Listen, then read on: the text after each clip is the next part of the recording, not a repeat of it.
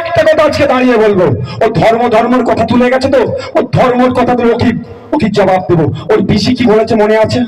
বলছে কোরআন শরীফ শেষ হয়ে যাবে, রামায়ণ শেষ হয়ে যাবে, নাকি গীতা শেষ হয়ে যাবে, বাইবেল শেষ হয়ে যাবে। এখানে যারা ধর্মপ্রাণ মুসলমানরা আছেন, মাইকের আওয়াজ যাদেরকে যাচ্ছে যারা শুনছেন, সে তৃণমূলের কর্মী হলেও জবাব দেবেন, পৃথিবী থেকে কোরআন শরীফ শেষ হবে? আর ওর পিসি কি বলেছে? কোরআন শেষ হয়ে যাবে, ওর উন্নয়ন শেষ হবে। ওর পিসিকে জবাব দিতে হবে তো নাকি? এই জবাব দিতে হবে তো নাকি? একটা ভোটে দেওয়া যাবে না। এখানে আমার আছে সনাতনী ধর্মের মানুষেরা আছে, সনাতনী ধর্মের মানুষেরা আছে, ডাক্তার উঠেন, আপনারা বলুন বাইবেলকে গীতাকে নিয়ে যে কথা বলেছে কোনোদিন মানবে ধর্ম? কোনোদিন মানা যায় না।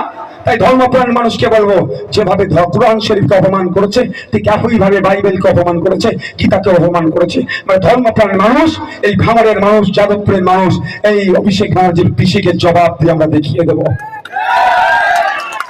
ধর্ম নিয়ে কথা বলে না, ওরা তো ধর্ম নিয়ে কথা বলে। অভিষেক ব্যানার্জির পিসি মাথায় হিসাব দিয়ে ভোট চাইতে যায়, লজ্জা করে না ওদেরকে? রমজান মাসে রোজা রাখেন, রোজা রাখতার সাথে বসে ইফতার করতে। কোনদিন দেখেছেন আইএসএফকে এই ধর্ম নিয়ে রাজনীতি করতে? অপদার্থ গুলো ভোটের সময় আসে বড় তিলক কেটে বড় হিন্দু সাজে, অপদার্থ গুলো ভোটের সময় আসলে মাথায় হিজাব দিয়ে মুসলমান সাজে। আমি অপদার্থের কাছে অনুরোধ করছি, মানুষ সাজো বাবু, মানুষ সাজো, আর মানুষের হয়ে কাজ করো। অনেক কথা বলেছে, সত্য তো।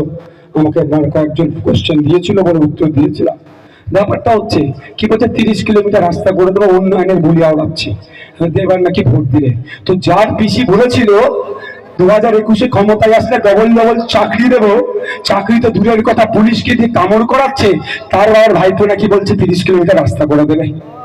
বুঝতে পারছেন? এই উন্নয়নের বলিয়া লাগবে না আমাদেরকে। আমি বারবার বলে এসেছি, ওয়েটল্যান্ড বেহতওয়ান কি বামনঘাটা, এখানকার মানুষেরা বাড়ি বানাতে গেলে কিভাবে তাদের অত্যাচারের সম্মুখীন হয়, আর ওয়েটল্যান্ড গুলোকে বুঝিয়ে তৃণমূল বাহিনীরা তাদের আসার সময় বাড়ি বানাচ্ছে, সেগুলিকে বন্ধ করার কথা বলেছি, তাদের কানে ঢুকেনি। আজকে এসে বড় বড় কথা বলছে। এশিয়ার লার্জেস্ট এগ্রিকালচার জোন করার কথা ছিল এই ভাঙড়কে।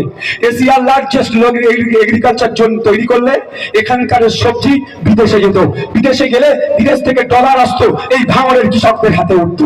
কিন্তু দুঃখের বিষয়, এই অপদার্থর পিসি এইটা করতে দেয়নি, ভাঙড়ের মানুষের হাতে ডলার আসুক এটা চাইনি। তাই বলবো, আমি চিৎকার করি রাজ্যের আইনসভার মধ্যে, এই আওয়াজটা আমি দেশের আইনসভার মধ্যে পাঠাতে চাইছি। ওখানে এগ্রিকালচার মিনিস্টারকে কি আপনাদের কথা বলবে, আপনাদের সবজি যাতে বিদেশে যায় তার পলিসির কথা বলবে।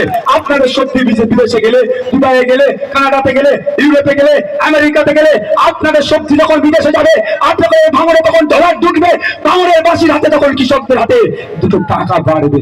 তার কথা আমি রাজ্যের আইনসভার মধ্যে বলেছি, সেটা আমি দেশের আইনসভার মধ্যে পৌঁছাতে চাই। আপনারা যদি আগামী 1 তারিখে খামচিহ্নে ভোট দেন, তাহলে আওয়াজটা পৌঁছে যাবে।